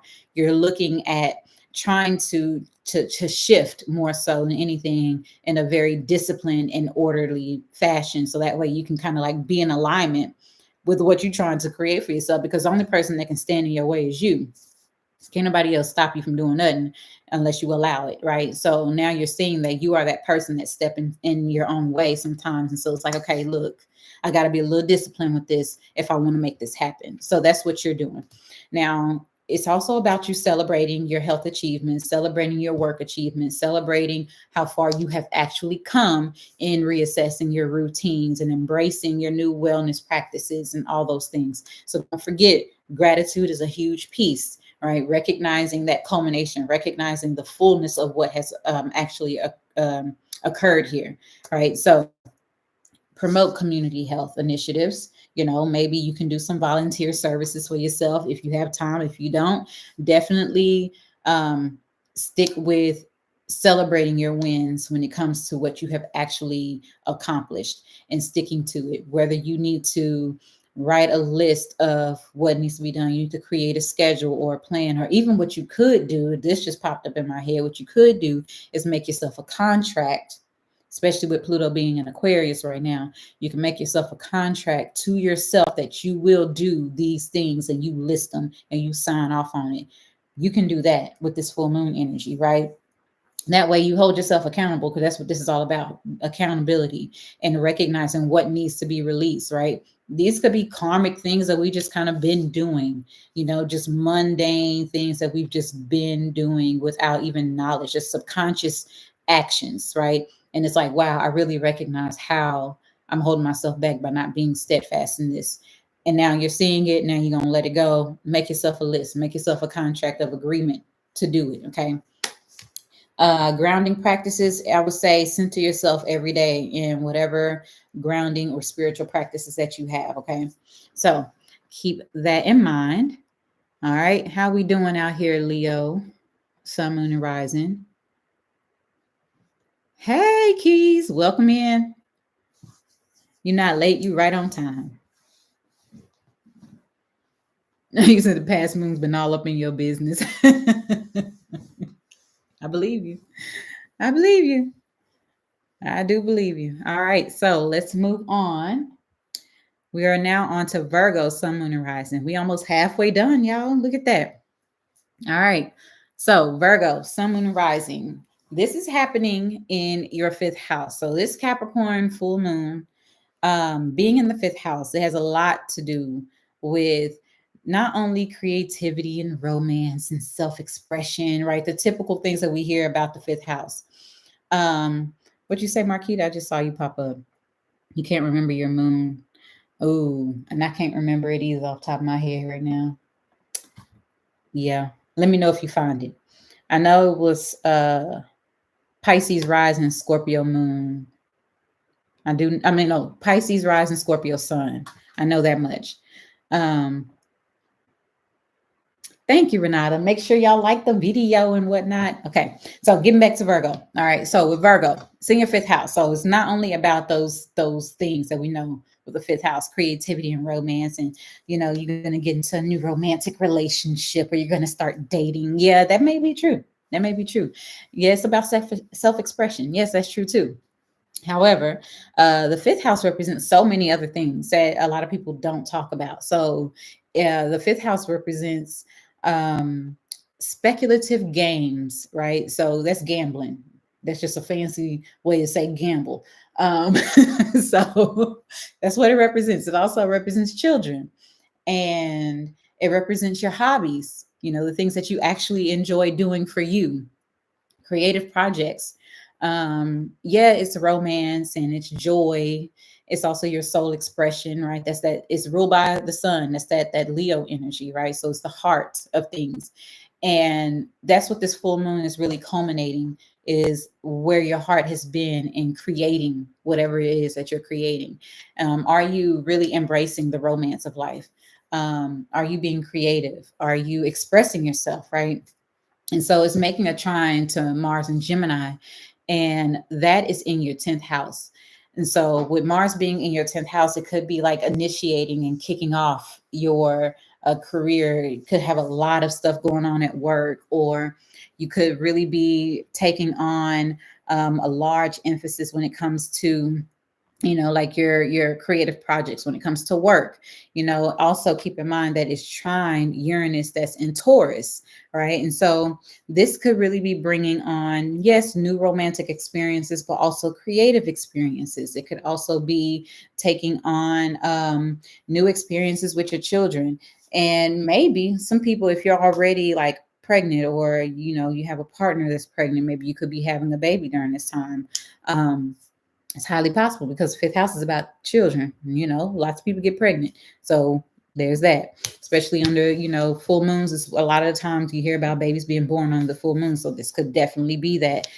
So Jordan, I know you would do. I don't know if you have any babies that's due this weekend, but if you do, just letting you know, it might happen. So this also might be something for that Virgo energy. And also when it comes to like that creative things, like if you have a creative project that you've been working on and you have not released it, do so definitely do it before Mercury goes retrograde on August 5th. I would say do it right now. Okay, do it as soon as possible. Do it during this moon maybe. And if you don't know when the exact date to do it, y'all can always book a session with me, and I'll look at your stuff and tell you when you need to be launching stuff. I can do that too. Okay, so I just had to, shameless plug myself on that one. So keep in mind also, there's going to be like that sextile to Neptune that's retrograde in Pisces. So it's enhancing your artistic vision. It's enhancing your intuitive capabilities when it comes to romance. And you may even, if you're already in partnership or in union with someone, you could, have like a really great romantic date weekend or something along those lines. It's also going to be conjunct Pluto, that's retrograde in Aquarius. And so that Aquarius energy is really telling you it's in your sixth house. Is that correct? Yeah, it's in your sixth house. Is Pluto in Aquarius sixth house? Yep. Sixth house. Yep. So Pluto is there in your sixth house. And so it's telling you like transform your daily routine. So you might have like a change, or maybe transform your work, transform how you are going about doing things when it comes to your daily habits, or the work that you do, the services that you provide. Maybe even taking in a position of leadership or power when it comes to the work that you do. And you're going to be guided or pushed into that. And it's telling you, hey, be open, be innovative, don't necessarily hold yourself back, express yourself, tap into who it is that you truly are on a soul level, right? That heart expression, Virgo, and be open to that transformation and how you show up as your full authentic self in the work that you do. Also, when it comes to like romantic and creative projects, right? You could also be kind of like experiencing these things this weekend where it's like, okay, maybe a romantic experience or just the romance of life in general. It doesn't necessarily have to be with anyone, but it definitely can be. Is going to help be that inspiration that you need to kick off some creative projects or to give you that boost or that push that you need to make things happen. Okay. So, like I told everybody else, celebrate something. So I want you, Virgo, to celebrate your creative achievements, celebrate the creativity that lives in you. Set new goals when it comes to that. Celebrate the romance of life. Celebrate your hobbies. Celebrate who it is that you are on a soul level. If you have children, celebrate them. Maybe even express or talk to them this weekend about something. Also, it could be just like a full culmination of what's happening, a release or an ending of like maybe a cycle. If you do have children, it could be the ending of a cycle that you've been in when it comes to kids. So for some people who have not been able to conceive, maybe this is the ending of that because it's happened at the 29th degree. So that energetic degree is wrapping up a cycle. Something is ending. So if you have been trying to conceive, this could be the last time that you ain't able to conceive, or that, now you're moving into a new direction where you're ready to conceive, and that's happening. So that's for all of you aspiring parents out there. Also, just be open to unconventional things, unconventional experiences, and you might find new hobbies. You might find new ways to express yourself creatively or otherwise. So keep that in mind. Tap into your art projects or whatever it is that you're doing, or whatever it is that you enjoy, your hobbies. List your creative and your romantic accomplishments. List the ways that you have actually shown up in your full authenticity over the last 6 months. List the ways that you have, supported your children, if that's applicable to you. Release the creative blocks that are there holding you back. Release those blocks that are not allowing you to shine your light. Okay. Because that fifth house is that Leo energy also, and it's the sun energy. So it's about you not showing up in your fullness, right? Be big and be bold, right? So this is telling you like, hey, you need to stop playing and show people who you are, show the grandness that you are, because that Leo energy is very grandiose in everything that it does. So it's like, hey, go big or go home. It's just that kind of energy. So it's about being creative and being fully yourself, and just ground yourself in your creative flow and just allow it to just be what it is in that. All right, Virgo, how y'all doing out there? Let me come back and check the chat. Bashar, he had a dream last night. He was playing with Jordan, little boy. See, Chanel said it. Now y'all see her name is Housewife Hoodoo. That's all I got to say. So Chanel said it. So whoever, I know for a fact, Jordan, that could definitely be that. That's interesting. I'm gonna be an auntie again very soon. Great. All right. I like to spoil other people's kids and then send them home. All right. Let's go into Libra.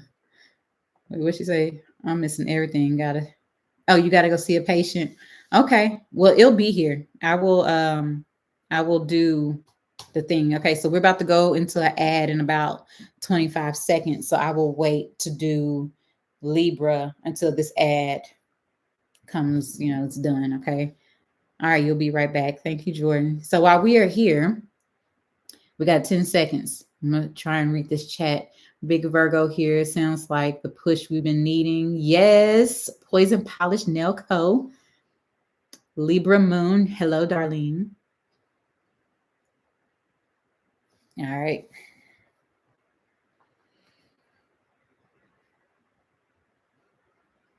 Okay. I don't know when the ad ends, but I'm going to just keep going. Now, we're getting into Libra. All right. So Libra, Sun, Moon, and Rising. This Capricorn full moon is happening in your 4th house. So this is going to be affecting your home, definitely, right? Because the 4th house is your actual home. It's your family. It's also your emotional foundations. It is your sense of security and safety. It is the influence. It's your roots and your traditions. It is, your upbringing. So there could be some things culminating about your home life. It could be some things culminating about your upbringing, maybe even your mother. Those type of things could be coming up to the surface. Now, this could indicate that maybe you're closing on a home, you're buying a new home, or it could be that you are releasing a home, or that there are just some major changes and transformations that are occurring within the home. Okay. Now, there's also going to be a trine to Mars. It's in Gemini, and this is energizing the family communications, right? Because Gemini is all about, the talk. So maybe communications, maybe even, not necessarily like talking with one another, but maybe agreements and things of that nature. Gemini, I believe, is it the fifth house? No, I don't know. I can't think of it right now. I'm not even gonna try. So either way, it's really like amplifying the communication that needs to be had when it comes to the home and family. Maybe it's time to make a plan. Maybe it's time to do something different, create a new structure, a new routine of some sort when it comes to your home. Maybe you need to go in a completely different direction with what you initially thought to do about something pertaining the home or the family. So keep that in mind. Now, also, there's going to be a trine to Uranus that's in Taurus. And so that's going to be bringing innovative changes to your home. So I'm not sure if you are just unexpectedly trying to like renovate your home. Maybe you're building something. You could even be starting something new within your home. There could be some unexpected revelations and information that come to you regarding your home. And it could be from, the spirit world, or it could literally be from, like someone reaches out to you and gives you a bit of information about something pertaining to your home or whatever, something like that. Also, there's going to be like a sextile to Neptune that's retrograde in Pisces. So this is enhancing that intuition regarding family matters. Trust yourself, trust your gut. Like I said, something spiritual, right? So it could be the spiritual world. It could be your dreams. Pay attention to your dreams. It could be visions, things that you are getting and understanding about your home life, about your environment, about maybe even your upbringing. These things will be coming up to the surface. And it's, with everything being retrograde, just about, it's also telling you like, hey, go inward, right? Go internal, do some introspection. Also trust yourself, trust your intuition. And then you add in that piece with that conjunction to Pluto that's retrograde in Aquarius, and that's promoting profound transformation when it comes to your emotional foundations, when it comes to your home and family life, your roots and your traditions, and that mother energy, right? So just kind of like keeping in mind that with this Capricorn full moon, it's culminating, it's shining a light in that fourth house. So whatever shadows that need to be seen or brought to the surface or brought to the light is definitely going to happen, because that Capricorn energy, it's being illuminated right now by that Cancer energy. And it's interesting because it's opposing, right? So you have Capricorn in your fourth house, but you have Cancer in your 10th house. So it could also indicate like a home work life balance. It could be that you're going to start something new in your home and it has a lot to do with career or business or something along those lines. That could be something, maybe like you're working from home. That could be something also. Or maybe even because the 10th house is the highest part of the chart and it's what everyone sees publicly, right? And that could be that whatever it is that you're doing at home is going to be amplified or seen bigger, right? It's going to be seen publicly. And it doesn't necessarily mean something negative, right? I don't want you to think negative. It just could be that even at your core, who it is that you are emotionally could be seen in a positive light, or, publicly, when it comes to your responsibilities, when it comes to the things, the work that you do.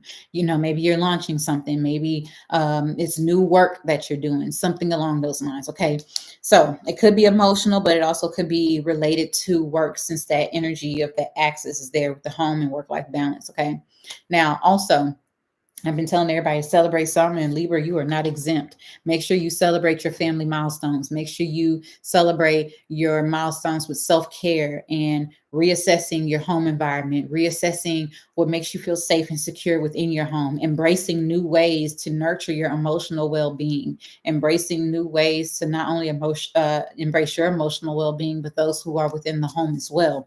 I would definitely say emphasize on the community and family connections, really focus in on that.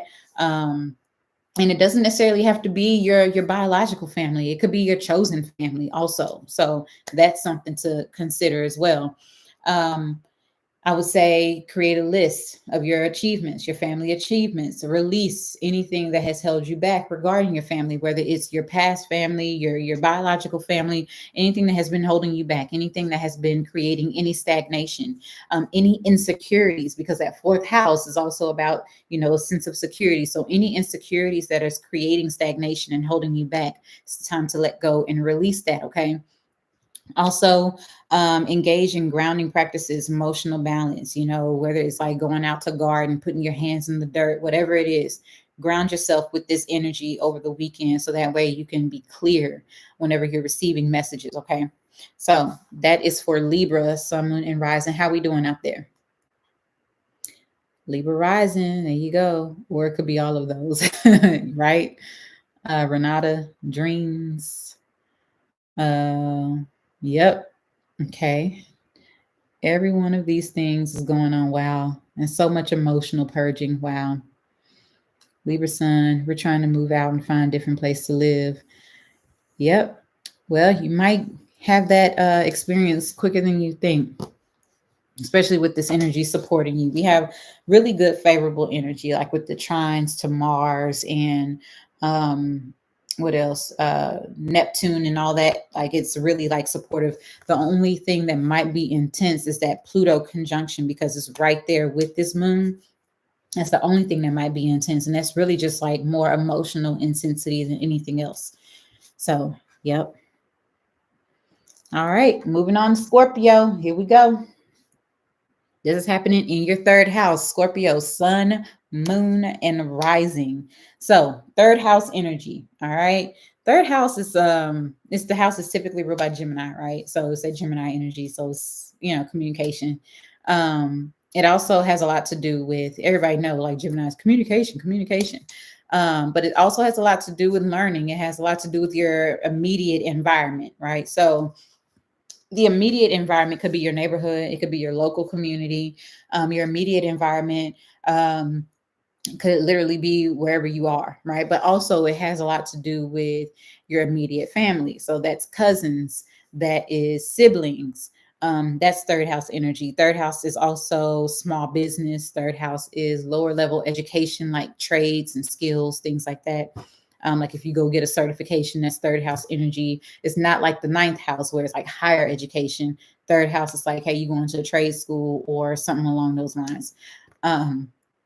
It's also like your lower level education where you went through grade school. That's third house energy.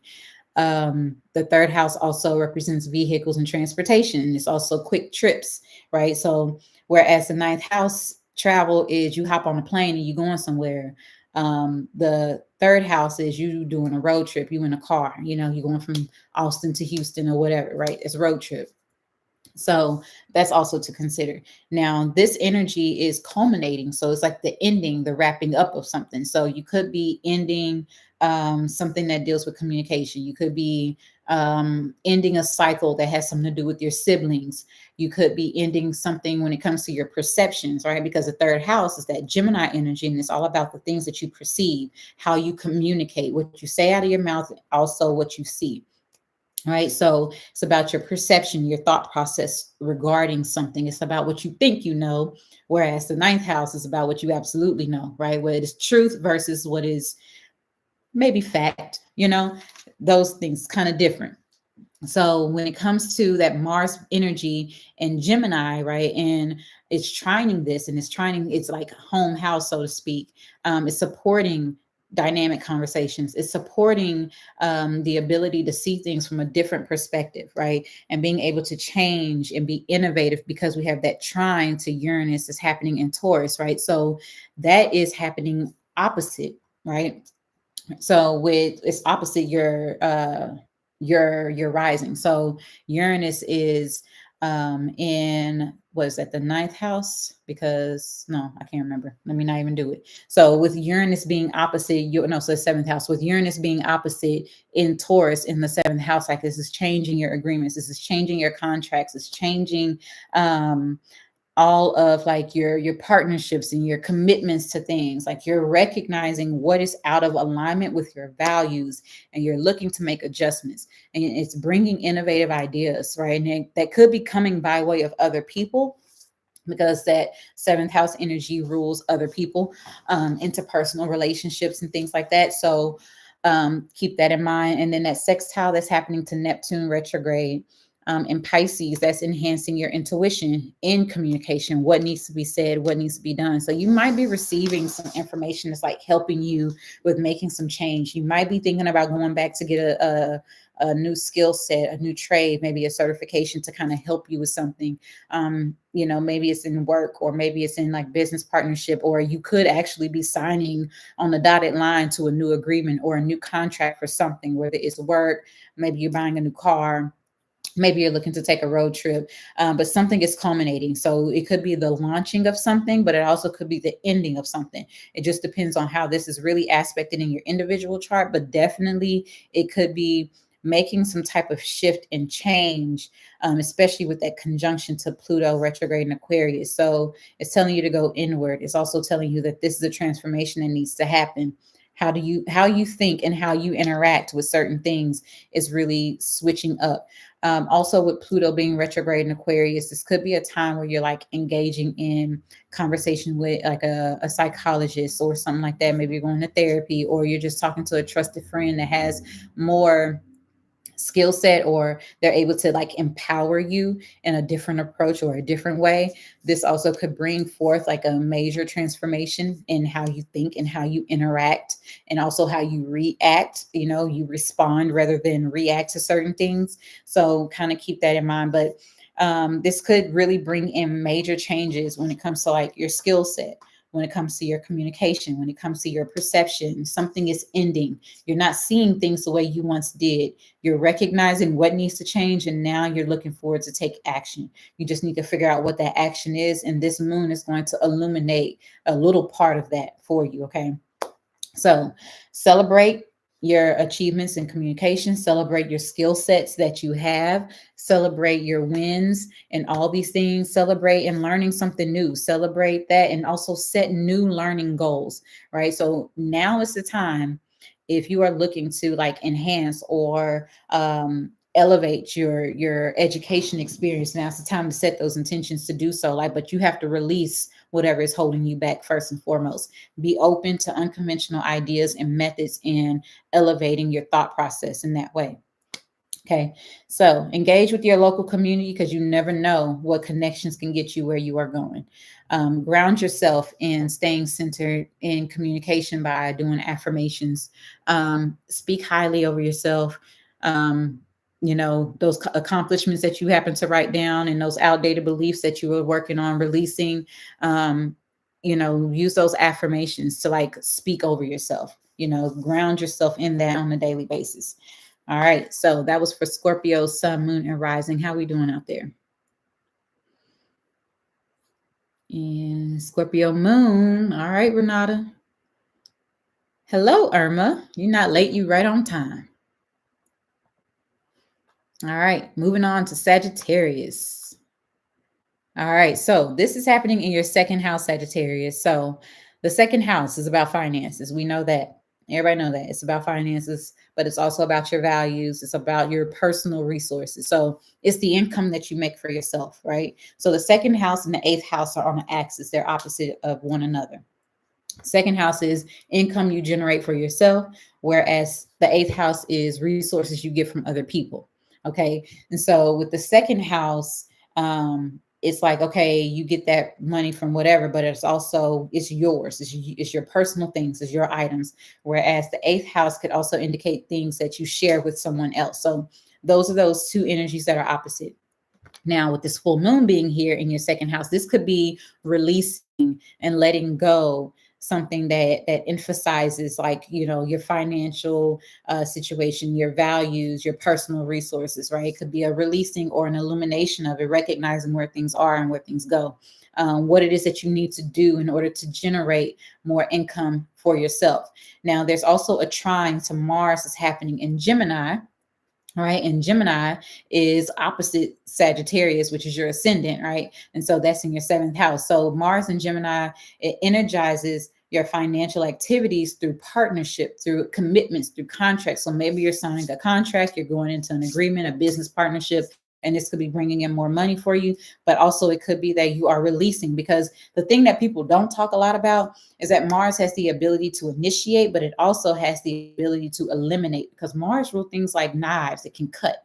So it can cut things out. It can remove things just as easy as it can initiate and create new things, right? By our own, initiative, by our own actions, right? So with that being said, it could have either way. It just really depends on how this energy is aspecting your individual chart. Now, while this is happening, we're also having a trine that is to Uranus and Taurus, right? So that is happening in your sixth house. So with and Taurus, with this trine energy, it's bringing unexpected financial opportunities through the work that you're doing. It's also bringing unexpected changes and innovative approach to the work, the daily routines, your rituals, things like that, your health, even maybe your diet needs to change, something along those lines. And then there's that sextile to Neptune that's retrograde in Pisces, and that's enhancing that intuition, right? It's helping you heal financial matters, right? It's also saying like, hey, you can generate money in these unexpected ways. Like you can literally pull money out of thin air with Neptune being there, right? So it's kind of like helping you see the possibilities and dream a dream into reality, literally. So keep that in mind, that also with all of this going on, we have that conjunction that's happening with Pluto being retrograde, and it's in Aquarius. So it's promoting deep transformation in your values and your self-worth, and just recognizing what you need to do for yourself to create the life that you desire, to create the income that you want, to really stand in an assertive energy when it comes to your values, and expressing yourself in that way, as well as with your personal resources. You could be like letting some things go so that way you can invite something new. Okay.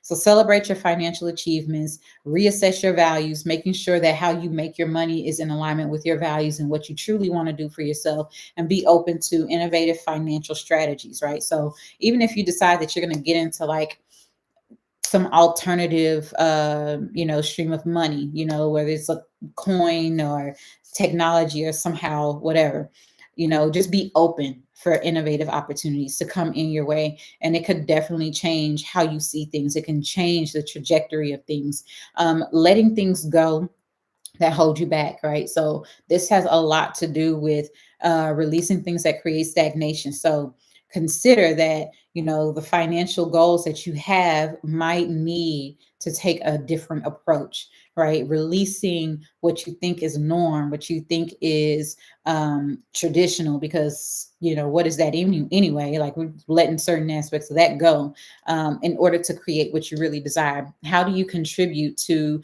not only your own resources, but communal resources? Maybe you're going to start, what is those things called where people put money in to a pot? I can't think of what they call right now, but where everybody has like their money in a pot, and then it pays out to this person once everybody does it, and then they start their initiative, and then that person does the same thing, and then it kind of like goes around, and then the next person in line gets the pot of money. I can't think of what it's called, but that's what's coming to mind, right? Communal resources, right? How you make money for yourself and how it's also benefiting the community and how the community is helping you. Okay. So write a list down of what your new financial goals are, acknowledging your financial accomplishments, because gratitude is a big thing, and releasing the limited beliefs that you have about money, letting that go. Okay. Because you have to align yourself to that frequency anyway. Like I always tell people, your net worth is a direct reflection of your self-worth, because that's that second house energy.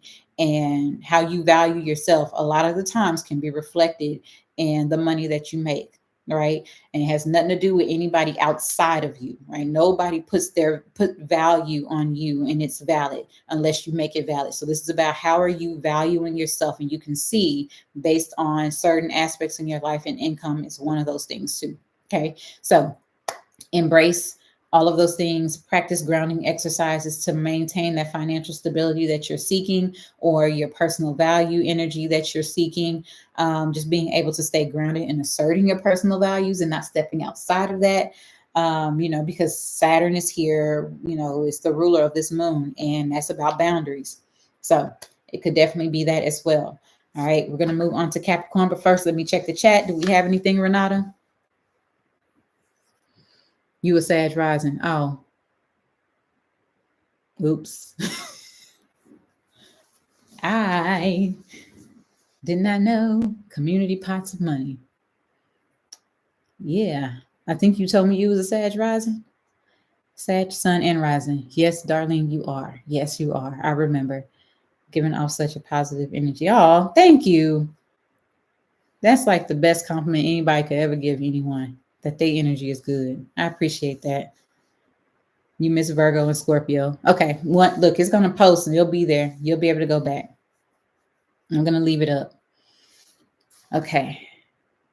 So we're about to move on to Capricorn. And Capricorn. So this is your moon. Okay. This is your second full moon in a row. You had one in June, y'all being greedy with all the full moons. And now you're having another one this month also in Capricorn. So the first one was at 1 degree, initiating something new, showing up in a new way, right? Because it's in your first house. Now this one is also about releasing something as well, right? So it's in your first house. It has a lot to do with personal achievements. It has a lot to do with your self-identity, how you show up, how you were seen, right? How you want to present yourself. How do you see the world, right? Because the first house is also about it's like your outlook on the world, right? Because it's on the horizon. That's the ascendant is on the horizon. So it's like when you look out on the horizon, what do you see? I was about to do the Lion King and I stopped myself. Y'all lucky. Anywho, so it's like about all of that energy. Like, how do you see the world? How do you want to see the world? What do you truly believe about what you see in the world, right? What is your outlook? What are your perspectives? So with that, keep that in mind. The first house is also the body. It's the initiatives. It's your goals. It is, how you want to take action on a thing. It's your appearance. So like you might be looking a certain way, right? With Capricorn being in your first house, coming out like, hey, I have pink hair today. And what? Who gonna check me? That could be you. It is what it is. So that trine that's happening to Mars and Gemini is supporting your self-expression, is supporting your self-esteem, is supporting your confidence, right? And it's telling you, do the thing that you want to do and don't hold back. While also making a trine to Uranus, it might be in a way that nobody expects, right? It's like you're commanding your life in your own way because Capricorn is bossy. And then Uranus is also equally a little bossy, but it's like, I'm going to do this in a different way where you least expect how I'm going to show up. It's in Taurus. So it's about personal changes. It's about things that align to your values. It's about your finances. So maybe you're going to be changing what you value, your personal possessions. You're going to be changing all that. And it's going to be showing up in how you step up and present yourself to the world.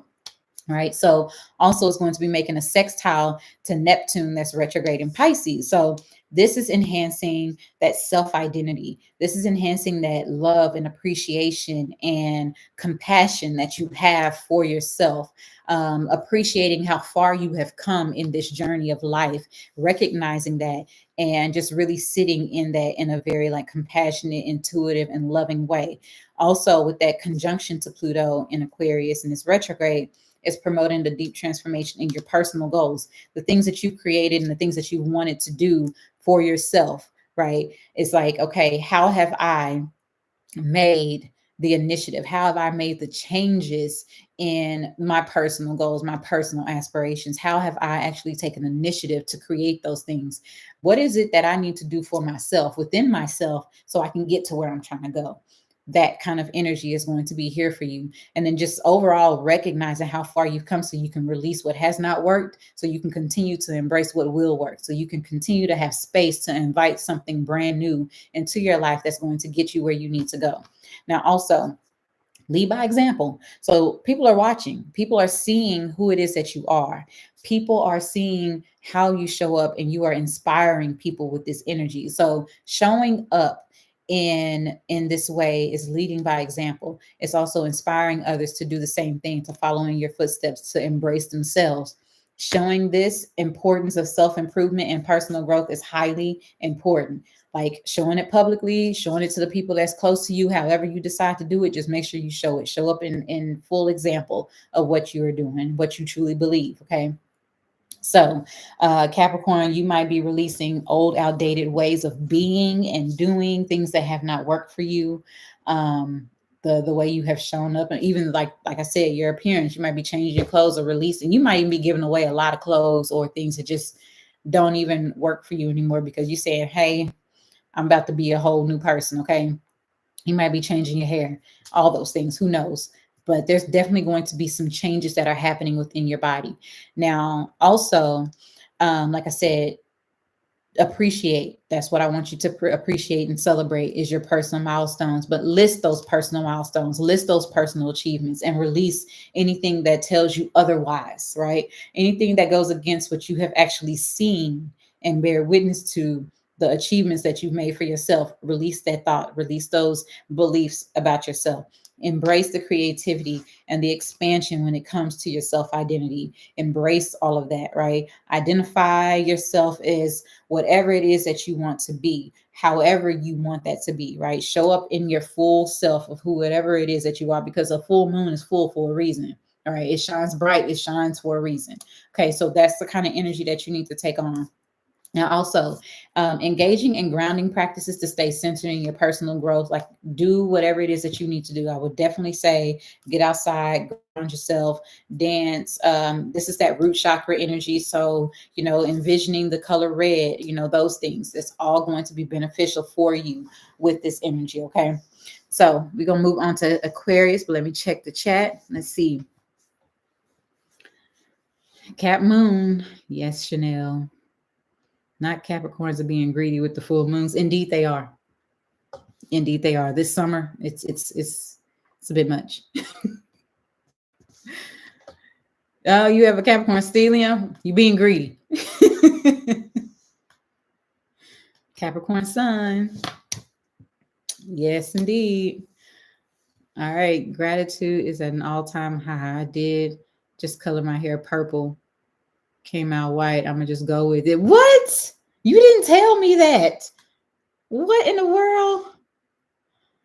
I need to see this. Okay. I'm going to see it later. I love that. Okay. You are inspiring me to go back blonde. We'll see. Y'all know how my hair gets all fried when it's blonde. So I don't know. I loving my healthiness. So Chanel always inspires me to do something with my hair. He was feeling some kind of way. Look, I understand. If I dyed my hair purple and it came out white, I would be like, what are you saying, universe? All right, let's move on to Aquarius. All right. Sun, moon, and rising. So this Capricorn full moon is happening in your 12th house. So this has a lot to do with introspection, spiritual growth, healing, the hidden aspects of life. This has a lot to do with dreams and creativity and spirituality. So you might find yourself wanting to go on a retreat, or just really wanting to hide, right? Although it's a full moon, it's about shining bright. You might want to just kind of like go inward. You might find that you're really sleepy. You could be really moody during this time. You might even be, crying and doing all the things. And it's because there's like a purge that's happening for Aquarius, sun, moon, and rising. You're purging, you're releasing, you're letting things go. Because this is that energy. Like the 12th house is the house of endings, right? So This is definitely like a double ending. Not only, it's actually triple if you think about it, because the 29th degree is about an ending of a cycle. So it's a large cycle that's happening. And then it's in the 12th house. So that's the ending. And it's a full moon, which is about releasing. So that's also another ending. So you're having like a triple ending when it comes to this energy. So you might be feeling this really intensely, but it might be more subconsciously or internally that you're feeling. It might be heavy on you and you're needing to release, right? So allow whatever feelings that you have, allow them to flow. Don't hold them back. Don't don't stop yourself from feeling that expression, right? Don't stop yourself from that, and just allow yourself. If you feel like crying, cry. You know, if you need to go outside and yell to the top of your lungs, do that, because there's a release that needs to happen for you for a specific reason. Okay. Now it's also making a trine to Mars. That's in Gemini. So this is supporting mental clarity, right? While it's making that trine to Mars. So it's like creating this innovative kind of like approach to breath in a very clear way, and taking on a new perspective of things, of what it is that you're seeing. So you might be creating new plans. You also might be engaging in like a road trip to go like on a retreat, or some type of something that's going to allow you to heal. So like maybe a healing retreat or something like that, a spiritual retreat. So this is also trining Uranus and Taurus, and this is bringing unexpected spiritual insight. So you might be receiving messages from your dreams. I would definitely say Aquarius, pay attention to your dreams, because you could be getting messages and insights during this time.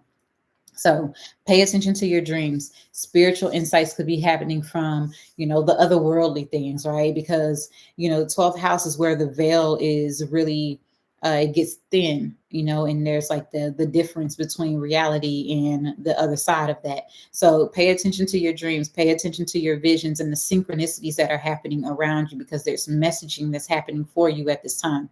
Also allow yourself to do the healing that's necessary. There's a sextile to Neptune that's retrograde in Pisces. So that's enhancing your intuition, but in the way that's helping you to align to the healing that you need, right? Recognizing how far you've actually come in that healing journey, in your spiritual journey. There could be some endings of situations in your life that need to happen, right? And just allow those things to happen, because resisting against that, especially with Uranus being in Taurus, right? Taurus is that fixed energy and it don't like change. Uranus is there saying, hey, if you resist me, it's going to be hard on you, so just let it be. So whatever changes and whatever releases that are happening at this time, allow it to happen. Just let it go. This is the ending that's supposed to be happening for you. Nothing is happening to you. Okay. Now, also, there's a conjunction with Pluto retrograde in your sign, right? So it's in Aquarius. It says 0 degrees, which is also another powerful degree. So with Pluto being at 0 degrees, this is like okay, this is the way I explain it. The number 0 in astrology is the equivalent of everything being created from nothing, right? So this is that time where everything transformative, everything that is Plutonian, right, in Aquarius can be created. And it's a very intense and heavy energy. So you might feel like something is boiling and bubbling, and it's a subconscious thing, but it's happening so that way something new can be created. Once Pluto stations to go direct, we got 20 years of something that's going to be creating and manifesting, right?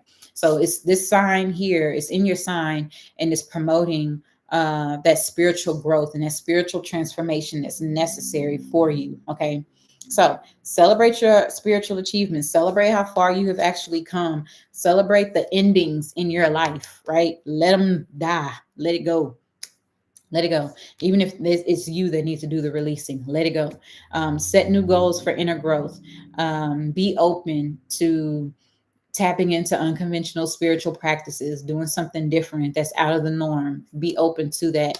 Um, Supporting people that are around you in their healing journeys, connecting with a network of individuals that are on the same level or similar paths as you, so you can have that support that you need, promoting that collective spiritual healing that's necessary. Write a list of your spiritual accomplishments, write a list, or maybe even journal about, some things that you've experienced on a spiritual level on your spiritual journey and how far you've come. Letting certain things go, especially fears, right? Because what are you afraid of? I want you to write that down. And then I want to write down why you are afraid of those things. And I want you to check and see if any of those things are your actual beliefs or if they're beliefs of somebody else that told you about it. Okay. So that's your task. Okay. Ground yourself, staying centered spiritually in whatever spiritual practice that you already follow. Be outside, put your feet in the grass, whatever you got to do. Hug a tree. I don't care. Stay grounded, breathe, meditate with the color red, all of that. All right, Aquarius, how y'all doing? Let's see. Let's see.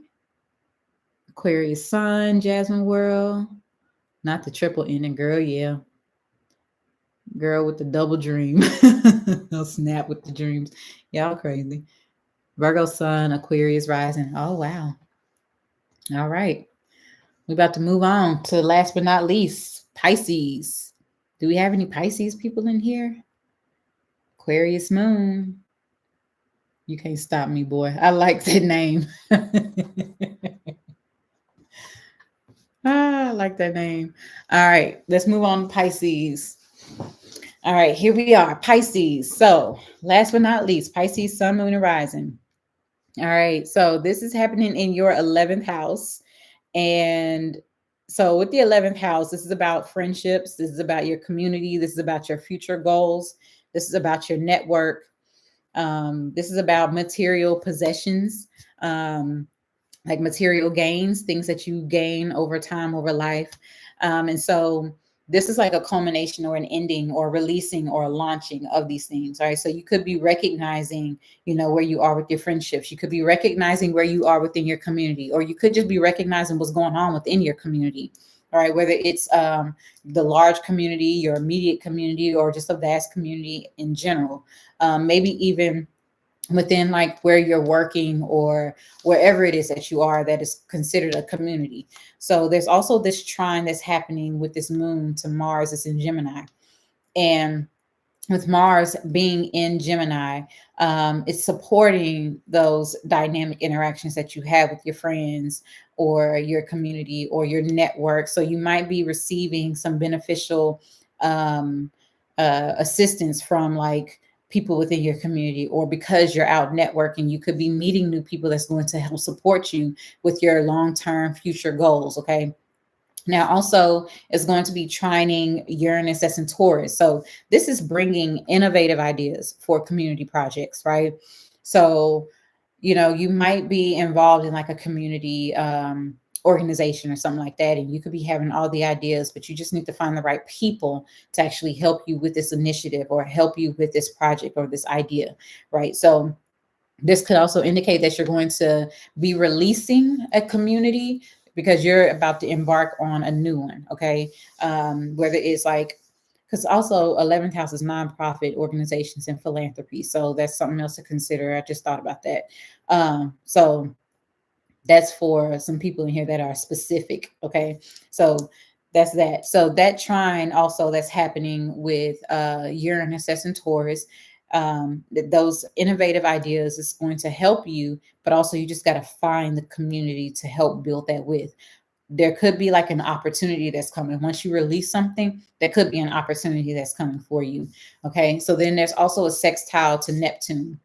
It's retrograde and it's in Pisces, right? So it's in your signs, in your first house. Neptune is in your first house. So that can also kind of cloud your vision. It can cloud what you actually want to do with Neptune being in your first house. It could be like where you don't know how to take the initiative on something, because Neptune kind of gives like this smoke screen energy where you can't see beyond it. You can't see beyond the smoke, right? And so things aren't necessarily clear when it comes to your initiatives, when it comes to what you want to do or how you want to take action on a thing, or even how you want to show up, who it is that you really want to be. Okay. And so that Neptune energy in your first house, it is enhancing your intuition because it's trying to teach you to trust yourself. You might not see in front of you, but it's telling you to walk with your eyes closed and trust yourself because you know the direction that you're trying to go. Step out on that and trust that you know where you're going. Trust that you know what you're doing. You know how to walk and you know the direction. Just go for it, right? And also it could be telling you that in social situations. It could be telling you that when it comes to like your overall goals that you want to do. And then there's that conjunction with Pluto retrograde in Aquarius. And with that, that's in your second house, right? So this has a lot to do with your social circles, but also your income, right? With Pluto being there and its retrogrades, like you're under review of your income and the money that you make for yourself. But over the next 20 years, you're going to be making major, powerful transformations in the way that you bring money into, your sphere, into your energy. You're going to be changing what that looks like. You just have to first get beyond this fear of not trusting yourself, and moving forward into that, right? More so in alignment with who it is that you are, moving beyond what it is that you think about yourself and moving into what absolutely is truth about yourself, right? That Pluto in Aquarius energy is promoting a deep transformation. So that way you can just actually trust yourself, right? Your social circles and your aspirations, the people that are around you should be supporting you. And if they're not, it's time to let them go. That's what this full moon is about. What is not supporting you? What in your environment, in your social circles, within your community is not supporting your goals, is not supporting who it is that you are, who it is that you want to be, and letting that go. Okay, so celebrate your social achievements, celebrate your friends and the people that do support you, celebrate yourself first and foremost, and then also set new goals for community involvement, set new goals for networking and your overall goals and your future aspirations, and also be open to the innovative ideas that could be coming into you at this time. Okay, so I would say promote teamwork, reach out to people, if you need help with understanding something, whatever it may be, collective efforts always help you move forward. Okay, write your list of your social and community achievements. This is like the energy of like, oh, I need to do me a new resume. Do that. This is the energy of I need to see who I can actually reach out to help me and support me with, this whatever change that I'm trying to make. What friends do I have in my network that can support me in this way? Write a list of them people, and then write a list of your beliefs, write a list of your aspirations, and release anything that is limiting you from actually going after those things that you aspire to have. Okay. So embrace your creativity, expand your social circles if you have to. If you write down, if you cannot write anybody down on that list, you need to get out and go expand, go communicate, go and try and make connections with people. Okay. And if you have people that you absolutely can't trust to support you, then it's time to start doing some checks and balances. Okay. So do your grounding exercises, breathe, and your social interactions should be part of that. Doing that, maybe go to like a yoga class or something like that, and that'll help you in a social dynamic. You never know who you will meet. Step out of your comfort zone. Okay. So that's what I got for Pisces, Sun, Moon, and Rising. How y'all doing? We just did the last person. Look at me go. I'm lit. You're welcome, twin. Thank you. Walking by faith. Pisces moon, the accuracy. Oh, yay. So I'm glad that y'all are liking this because I'll be going live twice a month. So I'll be going live for the new moons and the full moons. And of course, I'll do my the podcast that's Galactic Gossip, and I'll give like the overall energy of the entire month. So that will be that. So yeah, I'm so glad that y'all like it. Oh, thank you, Darlene. KKJR, you are so welcome. Thank you. Thank y'all for being here. Thank you, Renata. Y'all say thank you to Renata because she was doing the moderating and she's the one that set up all the stuff behind the scenes and all the things. So, yes. Yay. I'm glad y'all enjoyed it. Yes. So, do y'all have any questions? Because now it's time for the Q&A. Hopefully, I answered everything without y'all needing to have questions. Hopefully, I was thorough. If you want to know anything particularly to your chart, reach out to me. That information can be found in my description box on this YouTube, or you can go to House of Chiron TX because I'm in Texas. .org, and that will take you straight to my website. You can send me an email, you can book, whatever. I am there. No. Yay. Very thorough. Thank you. So it will be up. I'm still going to keep it up on my page. So y'all be able to go back if y'all have anything that y'all want to review again, take some notes, all of that. It will still be up. So yeah, if y'all need me, y'all know where to find me. I'm either on TikTok, Instagram, YouTube, or via email. Okay. So I'll stay on for another minute or so and then I'll close it out if we don't have anything. You love the live format? I do too. It was so cool. This was Renata's idea, I think. We be sharing ideas all the time. I don't know whose is whose, so I'm just going to say it was hers. That's what I'm saying. Yay. All right. More of this. Absolutely. Absolutely. I'm glad y'all like it. That's all that matters. All right. So I'm going to close it out. Y'all have a wonderful evening. Thank you all. Have a wonderful full moon in Capricorn. Remember, it happens at 5 a.m. Central Time on Sunday. Okay. So if you want to do a release ritual, you can do it anytime now, between now and the 24th. So, yeah, there you go. Y'all have a good night. Bye.